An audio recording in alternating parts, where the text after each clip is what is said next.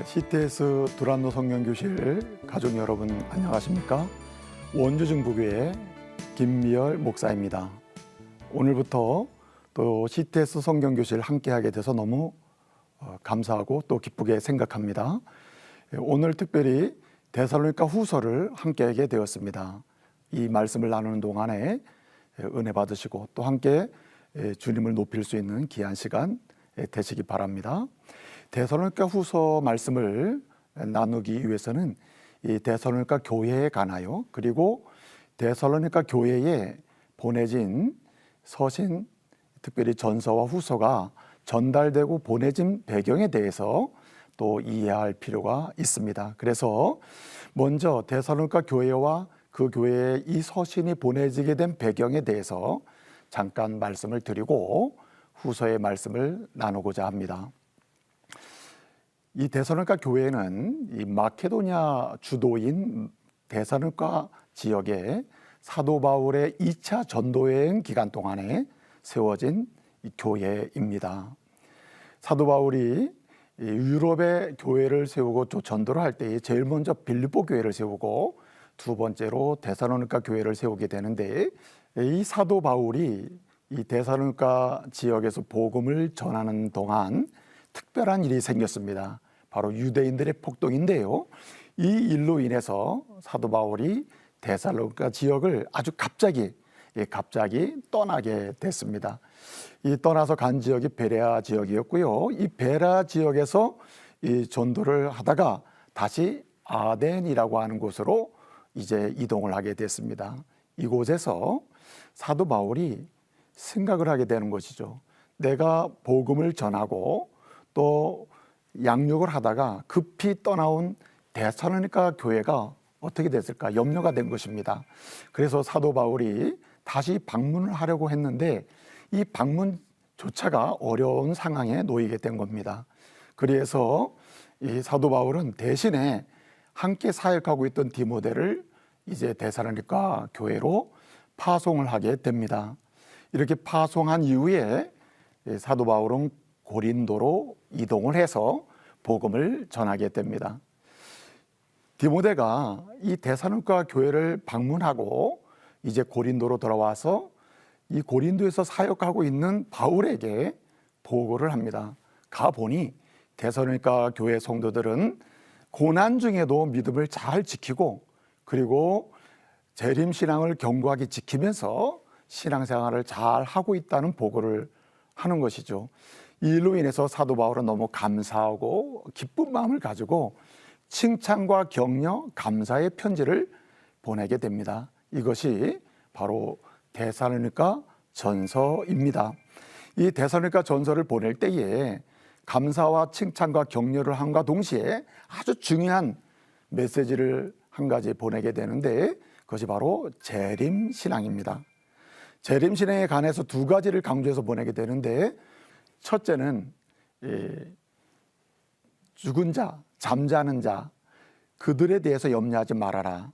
주님이 재림하실 때 이미 앞서서 주님 재림 전에 죽은 자를 하더라도 이제 잠자는 자리에서 다 부활해서 구원의 은혜를 누리게 되니 염려할 것이 없다 하시면서 이제 잠자는 자도 부활해서 구원받는다는 재림 신앙의 이야기를 전하고, 두 번째는 이 재림의 시기와 때에 대해서 이제 이야기를 합니다. 그것이 뭐냐면 우리 주님의 재림은 그 때와 시를 아무도 알지 못한다. 마치 주의 날은 밤에 도적같이 임하고 그리고 임신한 여자가 바로 그의 여인에게 그 해산의 고통이 이런 것 같이 그렇게 임한다. 이렇게 이야기를 하면서 이 재림의 시기와 때, 곧 한마디로 그때는 아무도 모르고 아주 갑자기 주의 날이 임한다는 사실을 이제 기록해서 전서를 보내게 됩니다. 이 전서의 메시지를 듣고 데살로니가 교회 성도들은 굉장히 위로를 받고 힘을 얻고 그리고 더 견고한 재림 신앙으로 무장을 해서 고난을 이겨내는 성도들이 됩니다. 그런데 그 중에 일부가, 데살로니가 교회 성도들의 일부가 이 재림 신앙의 가르침을 오해 또는 곡해해서 아주 잘못된 재림신앙을 유포하게 됩니다. 이 일로 인해서 사도 바울이 다시 편지를 쓰게 되는 것이죠.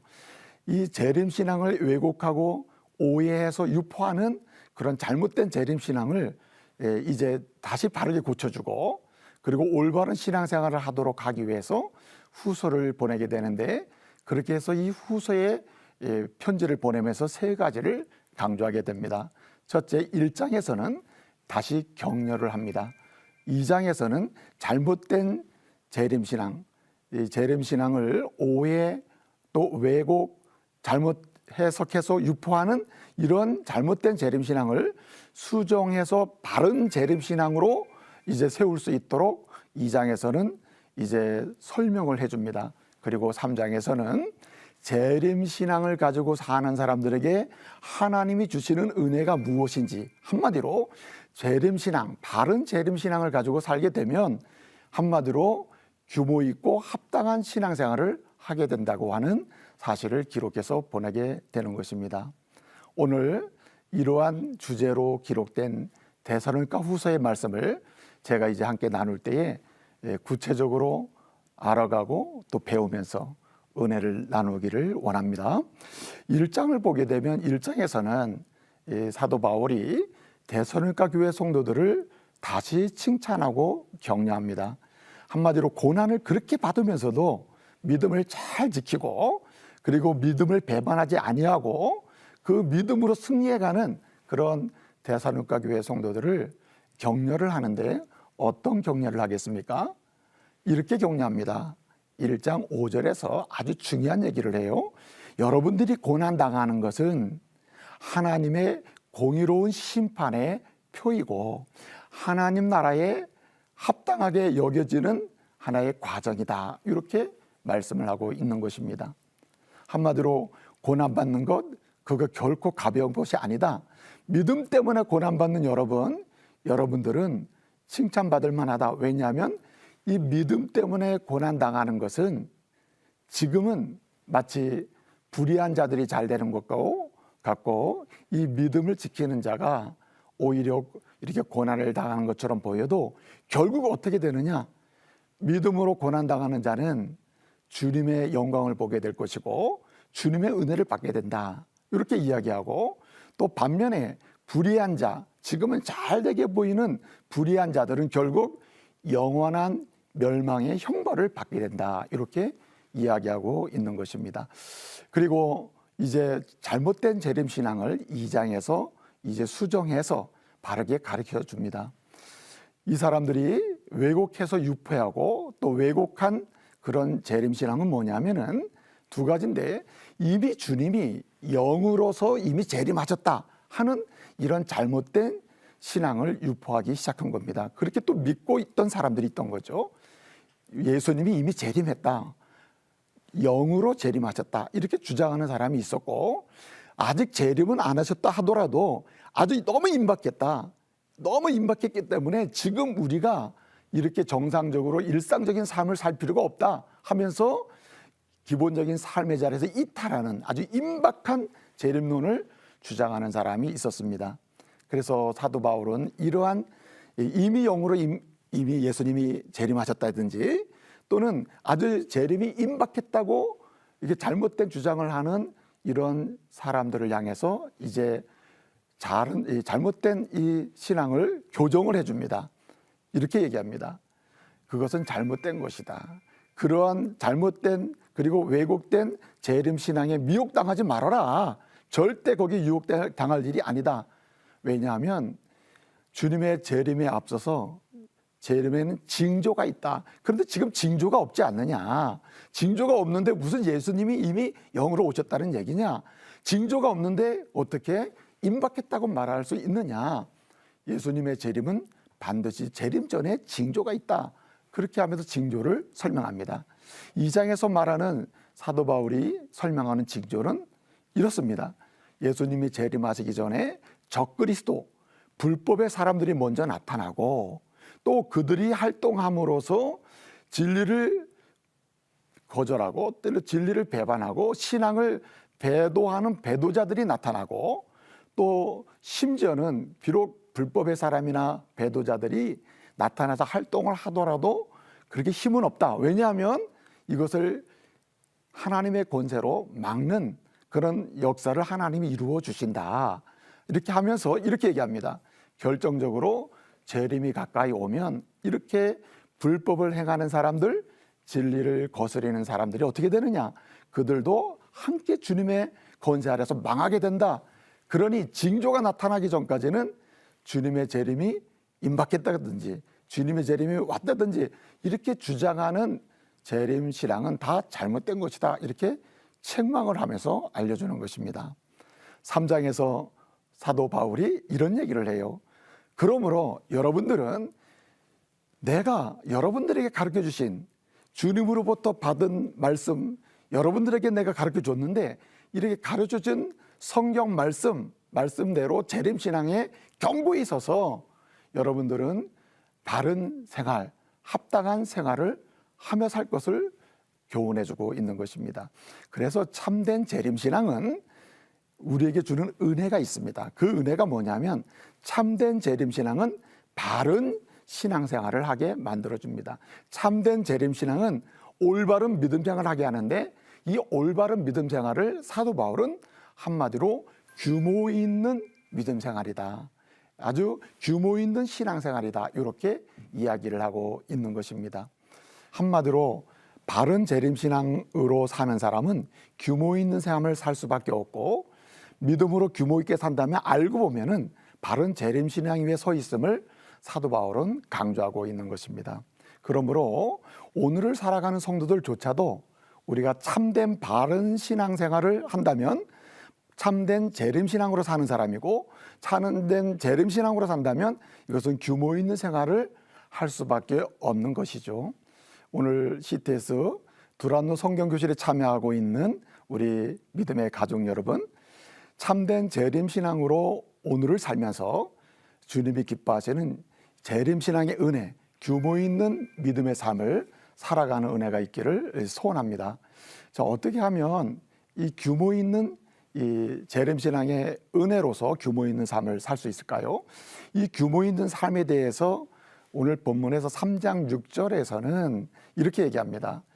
잘못된 재림신앙을 가진 사람들은 게으르게 행한다라고 이야기해요. 근데 여기 게으르게 행한다라고 할 때 이 말은 아타크테오라고 하는 말인데 여기 아타크테오라고 하는 이 말은 한마디로 무질서하다, 그리고 바르지 못하다, 이탈하다 이런 뜻을 가지고 있는 겁니다. 사실은 이 아타크테오라고 하는 말은 타소라고 하는 헬라어 동사가 있습니다. 이 타소라고 하는 동사는 본래 질서가 있다, 그리고 바르다, 그 다음에 정렬이 돼 있다 이런 뜻이거든요. 이 타소에 이 부정어 아를 붙여가지고 부정적도 아를 붙여서 만든 단어가 이 아타크테오라는 단어입니다. 그러니까 오늘 사도 바울은 참된 재림신앙은 타소, 질서 있고 규모 있는 삶을 살게 만드는 은혜를 주는데 바로 하나님의 사람들은 그러한 질서 있고 바른 그러한 규모 있는 삶을 살아야 한다는 말입니다. 반대로 잘못된 재림신앙은 이렇게 아타크테오, 잘못된 재림신앙은 무질서하고 그리고 이탈하고 그리고 바르지 못하고 틀린 그런 생활을 하게 되니 우리는 경계해야 한다. 사도 바울은 후서에서 아주 이 사실을 강조하면서 이 시대를 살아가는 성도들에게도 알려주는 것입니다. 오고 오는 독자들에게 알려주는 거예요. 주님 재림하시기까지 참된 재림신앙으로 살면서 우리는 규모 있는 믿음 생활을 해야 한다. 그럼 어떻게 하면 규모 있는 믿음 생활을 할 수 있고 규모 있는 신앙생활을 주님 오시기까지 재림을 사모하면서 할 수 있을까? 사도 바울은 몇 가지로 그 방법을 설명하고 있습니다. 그 첫째가 바로 하나님 말씀 중심으로 살아야 한다는 것입니다. 또는 이것을 더 적극적으로 하면 하나님 말씀에 순종하며 살아야 한다는 말이죠. 오늘 말씀 6절을 보게 되면 이렇게 이야기합니다. 6절에 이제 잘못된 신앙으로, 잘못된 재림신앙으로 사는 사람들, 이 사람들은 규모 있게 사는데 그들을 들여다보게 되면 그들은 우리가 행하라고 가르친 곳에서 이렇게 행하지 않는 삶을 산다. 한마디로 가르쳐준 말씀대로 살지 않는다라고 책망을 하고 지적하는 것을 볼 수가 있습니다. 데살로니가 후서 2장 15절을 보게 되면 사도 바울이 잘못된 재림신앙을 책망하면서 이제 교훈합니다. 그러므로 여러분들은 우리가 가르친 그 전통, 그 가르친 전통을 지키며 사십시오 라고 권면하는 것을 볼 수 있는데, 거기서 그 전통은 곧 하나님의 말씀을 가리킵니다. 이 전통이라고 하는 말이 파라도시스라고 하는 말인데, 이 전통은 한마디로 누구로부터 넘겨받은 것, 데살로니가 교회 성도 여러분들이 사도 바울 나로부터 넘겨받은 것, 나는 그리스도로부터 넘겨받은 것, 곧 하나님 말씀, 그리스도의 말씀을 지키라고 얘기하는 겁니다. 그래야 참된 재림신앙 속에서 규모 있는 삶을 살 수 있다는 말이죠. 여기 하나님의 말씀, 그 말씀을 지키면서 이 재림신앙으로 살아갈 때 우리가 반드시 해야 될 방법이 하나 있는데, 아주 소극적으로 또는 적극적으로 해야 될 방법이 있어요. 이 말씀 중심으로 나가고자 할 때 이 적극적으로 또는 소극적으로 해야 될 게 있는데, 말씀 중심으로 우리가 살아감으로 규모 있는 생활을 하고자 할 때 해야 될 일은 뭐냐면, 이 하나님 말씀에 불순종으로 이렇게 계속해서 사는 사람들, 하나님 말씀에 불순종하며 사는 사람들을 멀리해야 하는 것이죠. 그래서 3장 6절을 보게 되면 우리가 가르친 것을 행하지 않는 사람들로부터 떠나라, 이렇게 이야기하고 있습니다. 또 한 가지는 아주 적극적으로 어떻게 해라고 말을 합니까? 오늘 7절 말씀해 보게 되면 3장 7절에 이렇게 얘기합니다. 우리를 본받아라, 우리를 본받을지니 라고 얘기합니다. 그러니까 멀리하는 대신에 가까이 될 사람이 있다. 하나님 말씀 중심으로 말씀 순종함으로써 이제 규모 있는 삶을 살고자 한다면 멀리하는 대신에 그 말씀에 순종하고, 그리고 말씀 중심으로 살고자 하고 말씀을 기준으로 하는 그 사람들을 오히려 가까이 했을 때 오히려 규모 있는 삶을 살 수 있다, 이렇게 이야기하는 것입니다. 또 한 가지, 두 번째로 오늘 사도 바울이 재림신앙으로 인해서 살게 되는 규모 있는 삶, 그 규모 있는 삶을 살기 위해서는 이제 우리에게 사명 중심으로 살 것을 이야기하고 있습니다. 이 사명은 곧 한마디로 하나님이 우리에게 하라고 주신 일들이 각각 있는데 그 일을 아주 성실하게 감당하며 살 때 규모 있는 삶을 살 수 있다, 이렇게 교훈하고 있는 것입니다. 오늘 여기 말씀을 보게 되면 10절에 일하기 싫어하거든 먹지도 말라, 이렇게 이야기하고 있습니다. 한마디로 여기 일하기 싫어하거든 먹지도 말라고 하는 말은 한마디로 성실하게 일하고 부지런히 일하고 전심으로 일하고 맡겨진 사명을 감당할 때에 규모 있는 삶을 살 수 있다는 사실을 이야기하는 것입니다. 사도 바울이 여기 규모 있는 삶을 위해서 반드시 해야 될 일로 아주 성실하게 일하는 것, 하나님이 각각 맡겨준 일을 사명으로 알고 감당하는 것. 예컨대 우리의 삶의 자리에 따라서 일이 있다, 이 말이죠. 가정에서의 사명, 일터에서의 사명, 그리고 관계 속에서의 사명이 있는데 그런 각각 사명으로서 일을 성실하게 감당할 때 우리는 하나님 앞에서 재림신앙으로 주님의 오심을 바라보고 사는 사람으로서 규모 있는 삶을 살 수 있다, 이렇게 말씀해 주고 있는 것입니다. 사실은 이 사명을 감당하며 맡겨진 일을 성실하게 감당하는 것은 이것은 창조신앙에 속해요. 우리가 신앙을 설명하면 보통 창조신앙에서 재림신앙까지 가게 되는데 창조신앙이 시작이잖아요. 하나님이 모든 일을 만드셨고 모든 일을 시작하시고 모든 일을 진행하시고 모든 일을 결론을 맺으신다 하는 창조신앙에서 그 시작이 중요한 게 무엇입니까? 창세기 1장 28절에서 주신 말씀 그대로 한마디로 주님이 주신 복이 생육, 번성, 충만, 정복, 다스림 아닙니까? 여기에 신성한 노동이 있고 맡겨진 사명, 시대별로 맡겨진 사명, 개인별로 맡겨진 사명을 성실하게 그 일로 감당할 때에 하나님의 허락까지 인생의 규모가 생긴다는 것이죠. 오늘 사도 바울도 그런 관점에서 이렇게 규모 있는 삶을 위해서는 하나님이 맡겨진 사명 중심으로 살고 특별히 맡겨진 일을 성실하게 감당하며 살아야 될 것을 오늘 이야기하고 있는 것입니다. 세 번째로 이렇게 이야기합니다. 섬김 중심으로 살아야 한다. 한마디로 하나님을 향하여 이웃을 향하여 일을 하며 살 때에 하나님과 이웃을 향해서 적극적으로 선한 일을 찾아서 섬기며 살아라 하는 말씀을 하고 있는 것이죠. 에베소서 2장 10절 말씀 보게 되면 사도 바울이 그런 말을 합니다. 우리는 그의 만드신 바라 선한 일을 위하여 만들으셨다 이렇게 이야기합니다. 여기 만드신 바라 할 때에 에베소 2장 10절에서 이 이야기는 이 포에마라고 하는 말인데 이 말은 걸작품이라는 뜻입니다. 하나님이 우리를 아예 걸작품으로 만들어 놨다. 아예 특별한 창작품으로 만들어 놨다. 포에마. 그러니까 이 걸작품으로 창작품으로 만든 이유가 있는데 한마디로 섬기며 살도록 하기 위해서다. 선한 일을 하며 살도록 하기 위해서 이렇게 만들었다 이렇게 얘기하고 있습니다.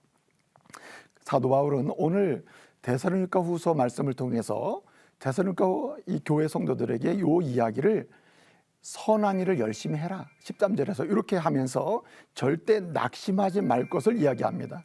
고난이 오고 상황이 어려워도 섬김 중심으로 선을 행하면서 살 것을 이야기하고 있습니다. 그럴 때에 하나님께서는 이 사람의 삶을 통해서 다른 사람도 이제 재림신앙으로 무장하게 하고 규모 있는 삶으로 나가도록 우리 하나님이 만들어 주심을 또 말씀하고 있는 거죠. 그래서 사도 바울이 오늘 15절에서 이런 마지막 중요한 얘기를 합니다. 권하라.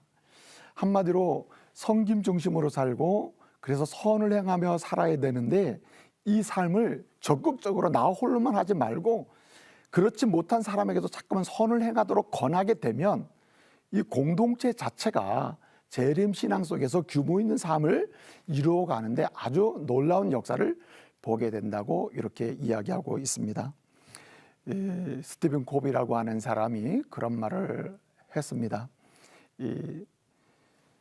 일을 할 때에 그리고 많은 일을 할 때에 우리가 반드시 먼저 무엇을 해야 소중한 일부터 해라. 소중한 일부터 할 때에 그 다음에 일들이 질서 있게 놓여지게 된다. 규모 있게 된다. 그런 얘기를 합니다. 오늘 사도 바울은 이야기하는 것이죠. 거꾸로 올라가게 되면은 다시 말하면 규모 있는 삶을 살고자 할 때 섬김의 삶, 선을 행하는 삶, 그리고 다시 맡겨진 일을 해나가는 삶, 그리고 그 중심에는 성경을 중심으로 살아가는 삶. 그럴 때에 바른 재림신앙으로 주어지는 규모 있는 삶을 살 수 있음을 이야기하고 있는 것입니다. CTS 두란노 성경교실 가족 여러분, 오늘 우리가 데살로니가 후서의 말씀을 전체적으로 살펴보면서 참된 재림신앙은 우리에게 규모 있는 삶을 살 수 있는 은혜를 준다.